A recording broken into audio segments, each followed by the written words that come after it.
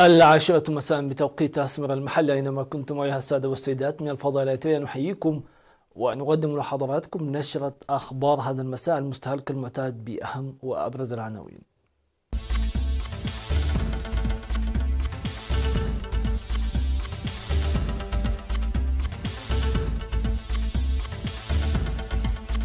إريتريا والصومال يصدران بيانا مشتركا. تطور التنمية في سد كركبت. ورشة عمل تعليمية في مديرية جندة.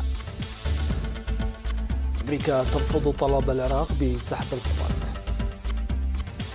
سلطان عمان الجديد يقول أنه سيحافظ على العلاقات الودية مع كل الدول، وميركل تبحث الملفين الليبي والإيراني مع بوتين.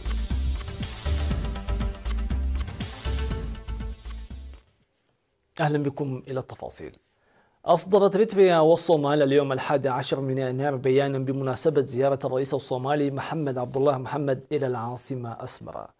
وذكر البيان المشترك بأن الرئيسان إسياس أفورقي ومحمد عبد الله محمد أجريا مباحثات موسعة حول العلاقات الثنائية والتطورات الإقليمية ذات الاهتمام المشترك، مشيرا إلى أن علاقات البلدين شهدت قفزة كبيرة بعد التوقيع على اتفاق أسمرة في يوليو 2018.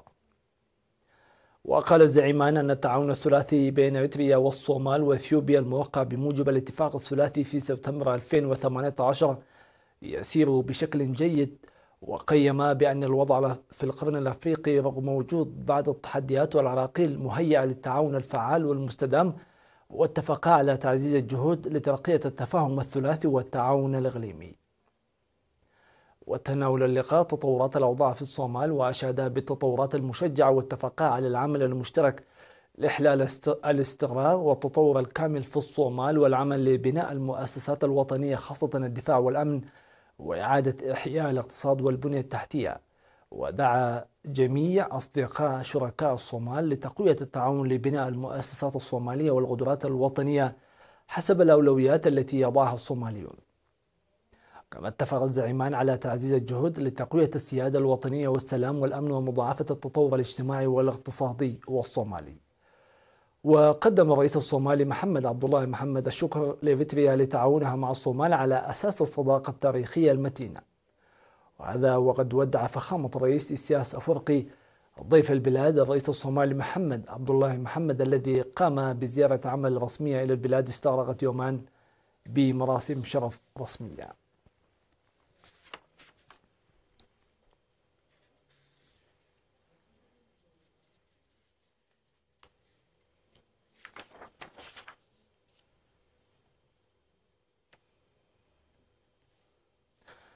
أوضح المواطنون الذين يقومون بالتنمية الزراعية في محيط سد كركبت أن الفرص المتاحة والدعم المقدم مكنهم من إحداث تغيير في حياتهم الاجتماعية والاقتصادية. وذكر السكان أنهم كانوا يسيرون حياة رعوية مترحلة، وقد بدأوا مزاولة النشاط الزراعي المستقر نتيجة الأرضية الممهدة لهم. وطلب المواطنون بدعم الجهات المعنية لكون أسراب الطيور الكبيرة في المزارع أصبحت فوق طاقتهم. وأوضح مدير مشروع كركبة الزراعي السيد تاد السيف السهية عن وجود 110 مزارع ينمون مساحة 220 هكتارا، إضافة إلى 230 مزارعا ينشطون أسفل السد. وذكر بأن الحكومة قدمت مساعدات بالأدوات الزراعية والبذور ومياه الري للمواطنين. ودعا خبراء الزراعة لإيجاد حل لأسباب الطيور الكبيرة التي تهاجم المزارع المثمرة.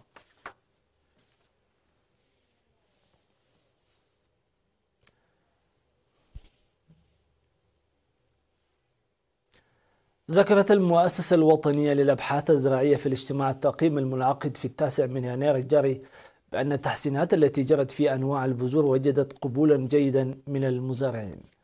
وفق التقارير التي قدمتها جهات المؤسسة، أشارت إلى أن التحسينات الجارية على البذور تشتمل على القمح والذرة والدخن، وإنجاز أبحاث مهمة في مختلف أنواع الفواكه والأشجار والمواشي. وأوضح بأن أحد إنجازات المؤسسة الكبيرة هو الجهود والنتائج المحققة في عملية إدخال سبل تهجين عصري على المناطق المجاورة للمؤسسة، والأعمال البحثية ونتائجها في سلامة الخضر والفاكهة من الأمراض. وأجرى المشاركون تقييما موسعا على التقارير المقدمة، وقدموا آراء ومقترحات بناءة من ضمنها خلق أرضية صلبة لتعزيز قدرات المهنيين العاملين في الأبحاث الزراعية والعمل الجاد لتخفيض المشاكل والهدر الذي يصادف في فترة الإنتاج وبعد الحصاد، وإجراء أبحاث إضافية في تحسين تربية الدواجن ونتائجها، وقيام الجهات المعنية من الحكومة والإداريين لمواصلة أنشطة البطاطا المحسنة ومدى تقدمها، والعمل المنسق فيما يتعلق بحفظ الثروة الطبيعية والتنمية المروية واتباع سبل عصرية ومنجزة. وألقى المدير العام لقسم التنوع الزراعي السيد حرية أسقدم كلمة الختام قال فيها أن الأهداف العامة للأبحاث الزراعية وتطوير الإنتاج والإنتاجية، مشددا على تشجيع الشباب العاملين في الأبحاث الزراعية بما يحققونه من إنجازات باهرة بمحدودية القدرات. نظمت في مدينة قندع ورشة عمل لتقييم العملية التعليمية في مديرية قندع في السنوات الثلاث الماضية، وأشارت الورشة إلى تحسن المشاركة في التعليم، غير أن نتائج الطلاب ليست حسب المأمول في المرحلتين المتوسطة والثانوية، داعيا لتعزيز دور مساهمة أولياء الأمور والطلاب والمعلمين للتعرف على أوجه الضعف وتصحيحه. وأوضح مسؤول التعليم في إقليم شمال البحر الأحمر الأستاذ رشيد محمد عثمان في الورشة عن انخفاض كفاءة الطلاب وازدياد مقاطعة التعليم في مدينة قندع، وحث لتقوية العلاقة الثلاثية بين أولياء الأمور والطلاب والمعلمين لوضع السابق لعهده. قال مدير مديرية قندع السيد عمر يحيى الحاج أن إدارته ستعمل جاهدة في جهود تحسين العملية التعليمية، وأوسط الورشة لعمل المعلمين عبر خطة وتقديم دروس إضافية للطلاب ذوي النتائج المتدنية ومتابعة أولياء الأمور لكفاءة أبنائهم وتقوية التعليم في المرحلة الابتدائية.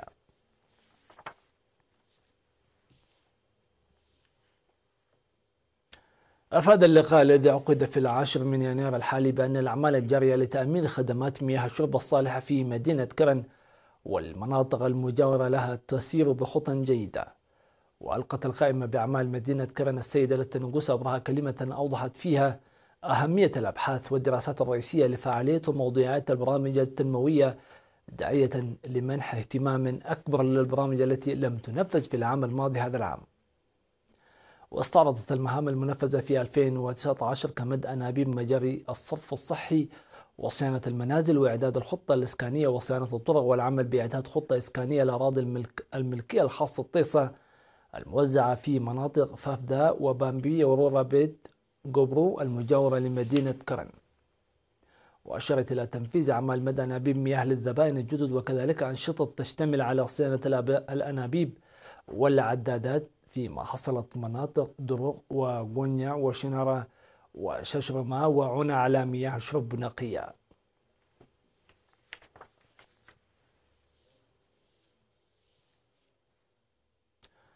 استشهد في 10 من يناير الحالي المناضل العقيد يمان الزقاي مسؤول الخدمات الصحية في وزارة الدفاع عن عمر الناهضة 73. التحق المناضل العقيد يمان الزقاي بصفوف قوات التحرير الشعبية عام 1975، وخدم حتى استشهاده في مختلف مواقع المسؤولية بتفاني وإخلاص. المناضل العقيد يمان الزقاي رب أسرة وأب ل4 أبناء، وسيوارى جثمانه الثرى عصر يوم الأحد 12 من يناير بمقبرة الشهداء بالعاصمة أسمرة. ويعرب ضابط الصحة في وزارة الدفاع عن بالغ حزنه لاستشهاد المناضل العقيد يمان الزقاي.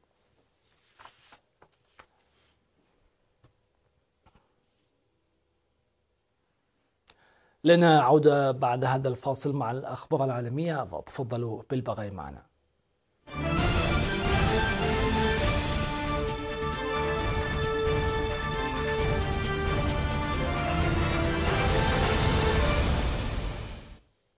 أهلا بكم من جديد.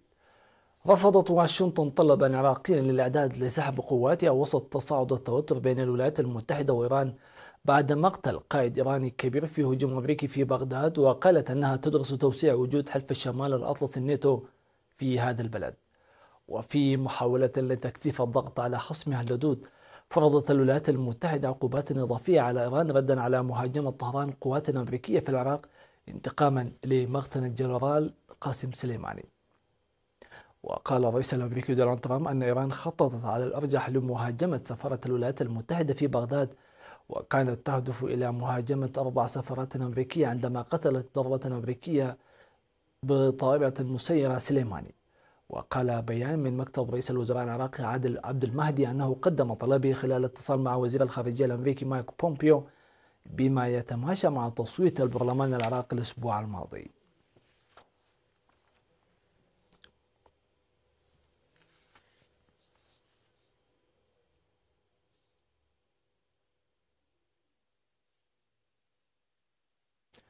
تعهد السلطان هيثم بن طارق سلطان عمان الجديد بمواصلة السياسة الخارجية التي قال أنها تقوم على التعايش السلمي والحفاظ على العلاقات الودية مع كل الدول.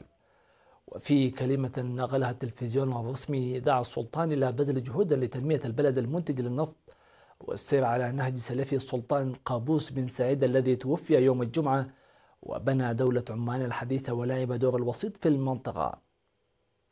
وأعلن ديوان البلاط السلطاني الحداد وتعطيل العمل الرسمي للقطاعين العام والخاص لمدة 3 أيام وتنكيس الأعلام لمدة 40 يوما. ولم تذكر وكالة الأنباء العمانية الرسمية سبب الوفاة، لكن حالة السلطان قابوس الصحية لم تكن على ما يرام منذ سنوات، وقضى أسبوعا في بلجيكا للعلاج الشهر الماضي. وتم تعيين هيثم بن طارق يوم السبت بعد أن دعا مجلس الدفاع الأعلى في السلطنة مجلس العائلة المالكة للانعقاد لتحديد من تنتقل إليه ولاية الحكم في البلاد.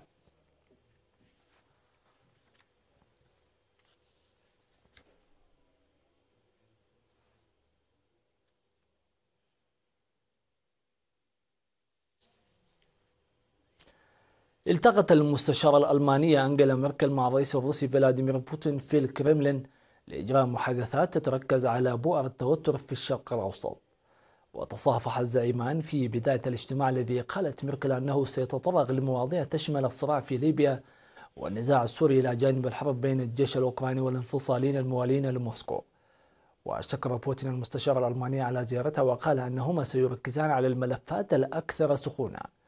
وتعد الزيارة الأولى التي تجريها ميركل إلى روسيا منذ لقائها بوتين في مايو 2018 في سوتشي. وأفادت مصادر دبلوماسية لوكالة فرانس بريس أن ميركل ستدعو بوتين للحضور المؤتمر عن ليبيا من المزمع عقده في برلين في وقت لاحق هذا الشهر.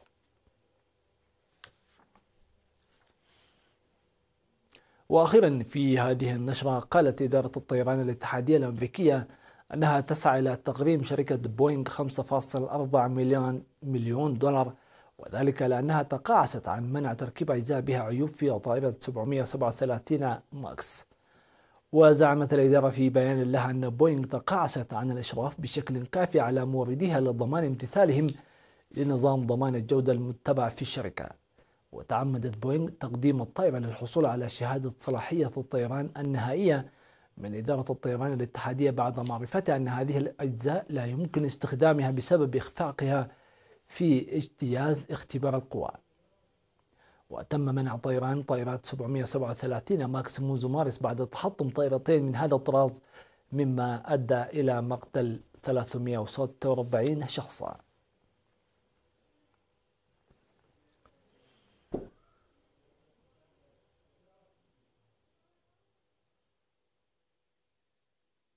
وصلنا إلى ختام هذه النشرة، شكرا لكم على حسن المتابعة والإصغاء، دمتم في أمان الله.